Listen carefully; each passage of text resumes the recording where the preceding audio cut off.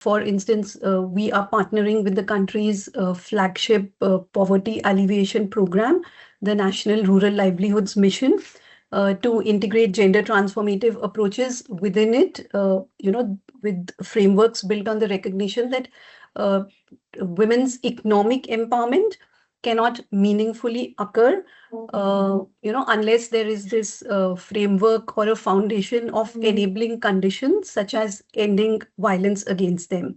So, because often what happens is that there is a lot of focus in such programs on things like thrift, credit, making financial instruments available to women, rural women, in low resource settings, as I mentioned. But unless the other social, economic context and situation around them is also dealt with, the progress is not necessarily regarding financial inclusion of women very meaningful. So, for instance, this livelihoods mission, the National Livelihoods Mission, it reaches about 100 million rural women who have been collectivized into 90 lakh self-help groups.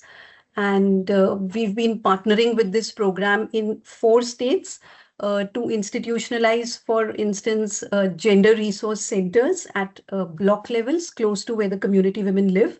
And these are centers which provide integrated support to violence survivors. Why this is important, I can give some telling data that, for instance, in the state of Bihar, which is one of the 4 states which I mentioned we are working with earlier with the National Rural Livelihoods Mission, as many as 40% of all women have experienced domestic violence. This is the latest national level data which has come out.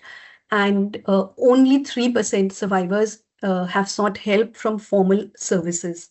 So these gender resource centers under the Rural Livelihoods Mission is a unique model in which the SHG women themselves are capacitated to manage these centers. They are run in close proximity to the community, and these centers converge key first responder services like police, medical, legal aid, counseling, all of that, which is something what the one-stop centers also are mandated to do.